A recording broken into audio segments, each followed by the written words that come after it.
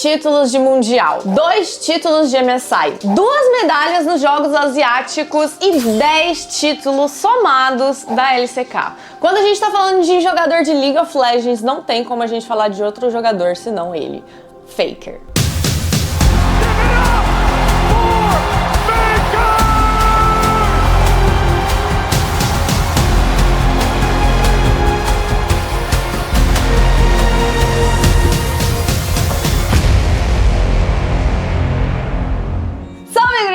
Eu sou Taigão da Massa e hoje a gente tá trazendo o nosso novo quadro aqui do canal, que é o Caso à Parte, onde a gente vai estar contando pra vocês histórias de pessoas do nosso mundo gamer que são um caso à parte, né? Que tem histórias muito diferenciadas. Se você gosta de vídeo assim, deixa o like pra eu trazer mais como esse, porque eu realmente quero que esse quadro voe esse ano. Então apoia o quadro, compartilha com os amigos, deixa um comentário e vambora!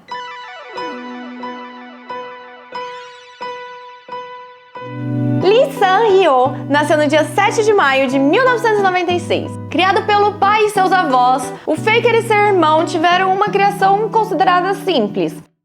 O pai dele era carpinteiro e ele conta que ele sempre se impressionava com o quanto o Faker era autodidata. Para aprender coisas novas, como montar um cubo mágico, aprender uma língua estrangeira, ele saía lendo livros de outras línguas e aprendendo sozinho, sem o controle do pai, sabe? Desde criança, o Faker curtia muito jogos de PC. Alguns que ele jogou bastante foi Maple Story e Warcraft 3. Até que ele começou a pegar gosto pelos mapas custom do Warcraft, principalmente um que chamava Chaos, que era meio que o início ali do MOBA, e nesse modo ele era muito bom. Em 2011, o League of Legends foi lançado na Coreia, e o Faker, na verdade, ele começou a jogar esse jogo meio do nada, de certa forma. Só que mesmo assim, ele começou a ficar bom no jogo, só que muito bom. Rapidamente, o Faker já conseguiu pegar o top 1 no servidor da Coreia assim que o jogo saiu. E não só isso, ele começou a ter um certo problema no servidor, porque não tinham pessoas no mesmo nível dele. Ele realmente foi o top 1 que ficou muito à frente de todo mundo e não tinha ninguém nas ranqueadas que batesse de frente com ele de verdade. No final de 2012, a SKT Telecom entrou em contato com ele a fim de montar um time de League of Legends profissional. Nessa época, o Faker tinha 16 anos e tinha acabado de entrar no ensino médio. O Faker contou sobre essa proposta para o seu pai e pediu para desistir dos estudos para poder se dedicar à carreira. O pai dele contou em entrevista que foi uma decisão extremamente difícil e que ele só aceitou com uma condição, que fosse que o Faker dali pra frente não perdesse mais.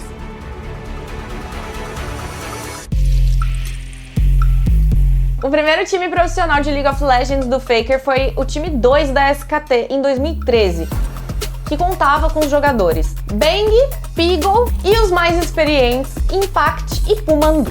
Desde o primeiro jogo, o Faker já conseguiu mostrar que ele não era qualquer jogador. A estreia deles foi contra a CJ Blaze, que naquela época era a atual campeã da LCK. E ele conseguiu dar essa solada no Ambition logo no nível 6.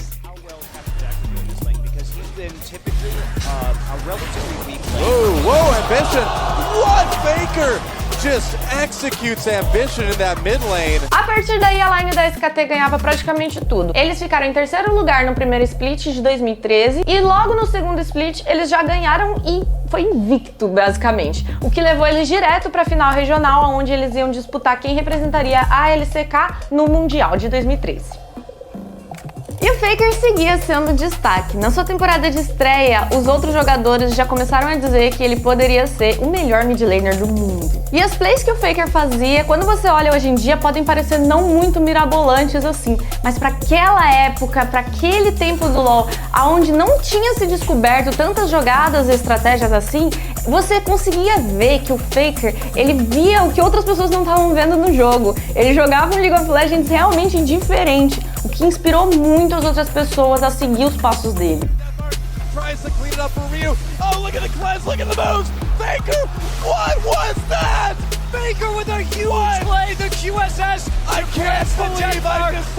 A SKT conseguiu se classificar para esse Mundial e foi direto para os Estados Unidos.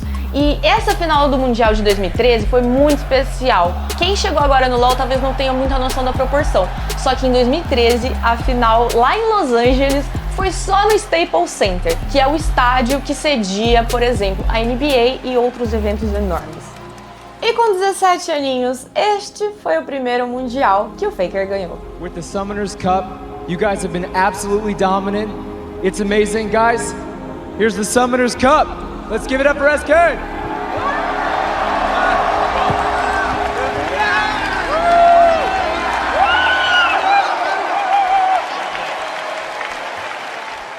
E ao mesmo tempo, a cena chinesa ganhava cada vez mais força e investimentos insanos.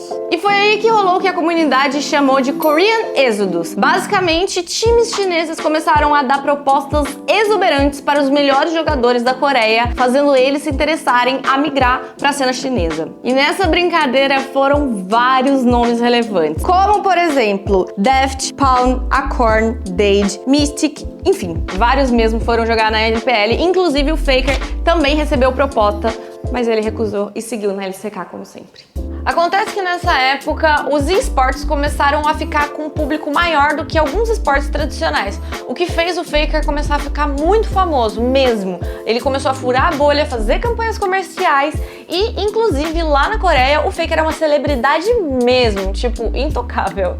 Não se sabe muito bem se foi exatamente nessa época, mas existem rumores que dizem que o Faker já ganhou propostas de 20 milhões de dólares para ir para a LPL, além dos cheques em branco que ele recebe tanto da China quanto dos Estados Unidos. E chegamos enfim em 2015 e 2016, que foram os anos em que o Faker foi elevado ao status de lenda.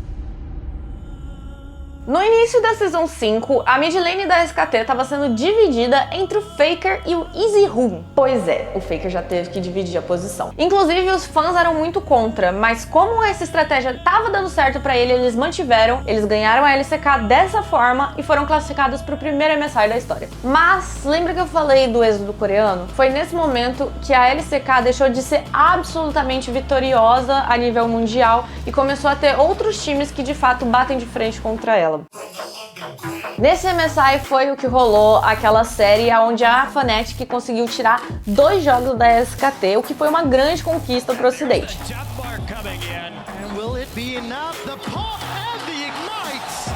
Mas ainda assim a SKT ganhou a série e jogou a final contra a EDG. EDG essa que tinha o Pawn e o Daft e fizeram meio que uma falcatrua ali pra eles vencerem. O que acontece foi que no 5º jogo eles deixaram open a lendária LeBlanc do Faker. Só que eles deixaram open porque eles iam picar, e picaram obviamente, uma Morgana como counter. E não só essa Morgana, mas toda uma composição focada em parar e atrapalhar o jogo do Faker. E eles conseguiram vencer. E foi mais uma vez que o Faker teve que voltar sem o seu troféu pra casa. BL's Edward Gaming are the 2015 Mid-Season Invitational Champions!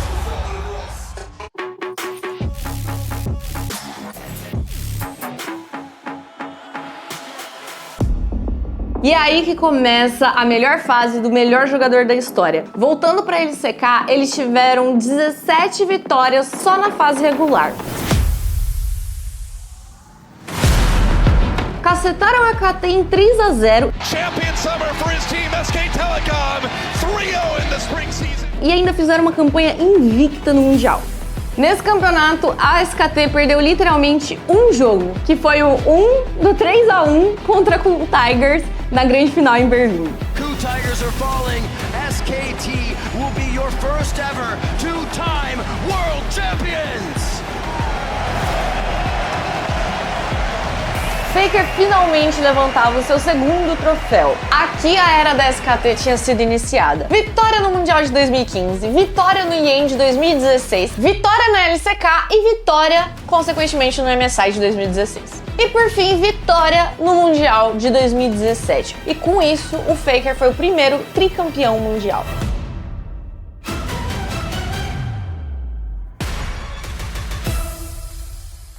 Em 2017 foi um ano muito babadeiro pra gente, porque o Faker continuava na sua melhor fase, só que ele veio pro Brasil pra ganhar o MSI. MSI onde ele cacetou todo mundo, perdeu só 3 jogos no campeonato inteiro e ele ainda foi abraçado por um brasileiro completamente aleatoriamente, assim.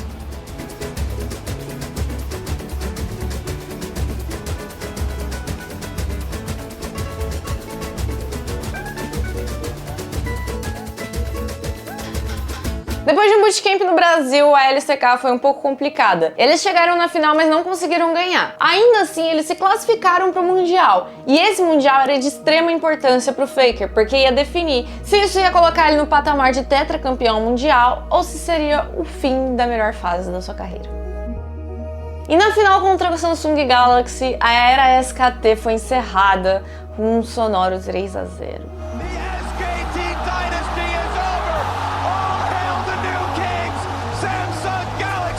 E aí que acontece aquela imagem super famosa do Rei Demônio Imortal chorando, inconsolável. Era a primeira vez que o mundo via essa vulnerabilidade do maior jogador da história. O pai dele conta naquela entrevista que eu já citei antes que aquela foi a primeira vez que ele viu o próprio filho chorando e que ele tem certeza que foi a derrota mais dura que ele já viveu em toda a vida dele. A partir daqui, a melhor fase ia se tornar a fase mais difícil de todas. Em 2018, a SKT passou por algumas reformulações, mas não foram grandes contratações. Eles sequer chegaram na final da LCK, depois no próximo split ficaram em 7º lugar, não foram para MSI e pela primeira vez em 4 anos também não foram para o Mundial. E nesse momento, o único tricampeão mundial teve que lidar com críticas e com um momento de fracasso. Lembrando que ele odiava derrota, então deve ter sido muito difícil. Com um psicológico muito fragilizado, o Faker aproximou um pouco mais da sua família e ele buscou uma ajuda profissional psicológica. Um dos segredos que ele tinha para manter a cabeça no lugar era ler muitos livros, e ele lia principalmente livros sobre psicologia e neurociência. Ao longo dos anos, o Faker foi tratando a sua ansiedade, mas também foi tratando alguns problemas de confiança que ele adquiriu durante essa trajetória. Ele descobriu que ele não era inabalável e ele realmente sentiu medo de não voltar a performar bem nunca mais. Foi assim que o jogador teve a humildade de buscar a sua melhora em questões que vão muito além de jogo. A SKT foi reformulada mais uma vez, e mais uma vez o Faker continuou. Ao lado de Khan, Clid, Ted e Mata, o Faker foi bicampeão em 2019 da LCK. Inclusive, uma curiosidade interessante é que nesse ano o Faker também venceu um Rift Rivals, a SKT, né? E aí ele se tornou o primeiro jogador a vencer todos os campeonatos existentes na Riot de League of Legends. Mais um título pra quem faz história, né? Em 2022, eles conseguiram chegar muito, mas muito perto desse objetivo mesmo. Com Zeus, Honor, Faker, Gumayusi e Keria, a SKT voltou a ganhar a LCK e até se classificou para o MSI e o Mundial. Mas foi vice.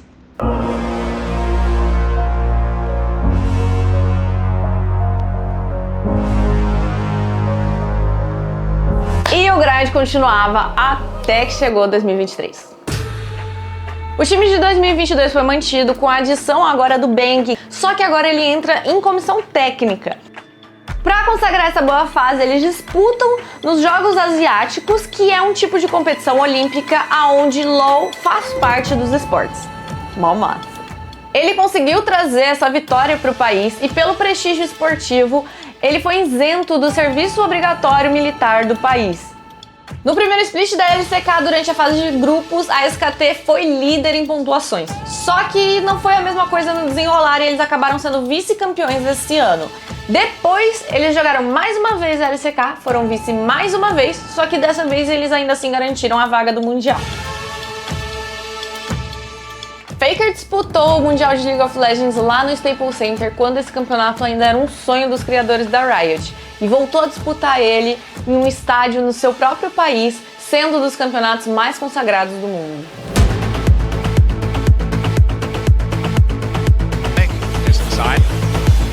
TP coming in, Faker looking to make the play against Ruler. Oda goes in, and Faker predicts Ruler's flash. He gets there first. Faker, over 10 years into his career, will head to another World Finals.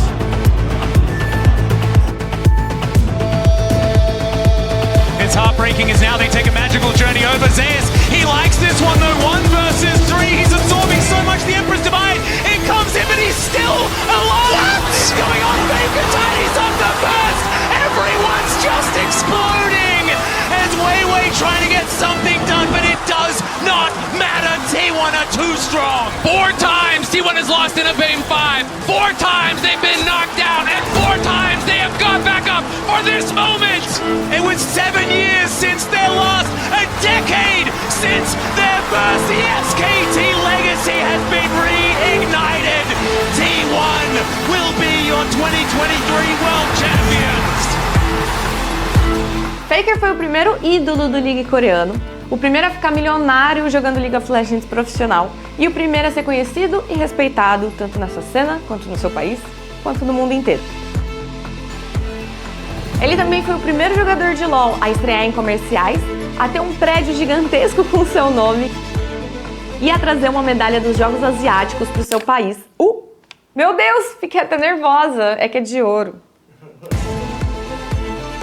Ele nunca menciona aposentadoria e que se fosse possível jogar por outra década, ele evoluiria ainda mais do que nos últimos anos.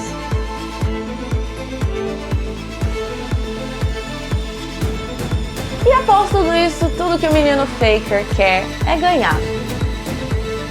Continuar evoluindo, continuar conquistando mais e continuar sendo o melhor. Espero que vocês tenham gostado da nossa história e tudo que a gente conseguiu pesquisar pra vocês sobre o Faker, mas o vídeo ainda não acabou, porque não seria Taekwondo da Massa se eu não trouxesse fofoquinhas. Então vamos lá. Sobre o que eu mais estava curiosa, relacionamentos. O Faker nunca assumiu uma namorada publicamente. Ele disse que por causa da profissão dele, ele não tem tempo pra essas coisas. Direto rolam uns rumores que ele namora e que a namorada dele, tipo, vai ver ele escondida por causa da mídia e coisa e tal. Mas infelizmente são só rumores. Queria muito ver ela. Recentemente, e é muito recentemente mesmo, o Faker conseguiu 3.000 abates dentro da LCK. É bom a gente ter uma ideia de que, sei lá, quem mais tem kills no CBLOL, me corrige aí, editor, mas eu acho que é entre 1.300 e 1.500.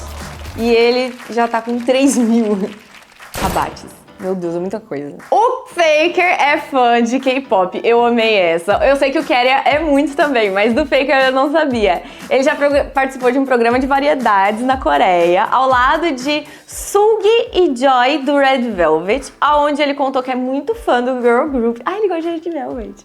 A música preferida dele é Red Flavor. E ele também já foi tietado por vários idols, incluindo os integrantes do EXO, Stray Kids e até BTS. Fala dele, mas fala abaixo. Bom, gurizada, esse foi o nosso primeiro caso à parte. Eu espero muito, muito que vocês tenham gostado. Se vocês gostaram, não esquece, por favor, de deixar o like e comentar bastante pra gente trazer. Esse é um vídeo que dá muito trabalho, inclusive um grande mérito aí pra todo mundo que tá participando. Tem o Caião aí atrás das câmeras. Vou botar o nome do editor que tiver editado esse vídeo, porque pode rolar ainda alguma mudança. Mas também gostaria de agradecimento à Eve, aquela gostosona, que escreveu esse roteiro massa.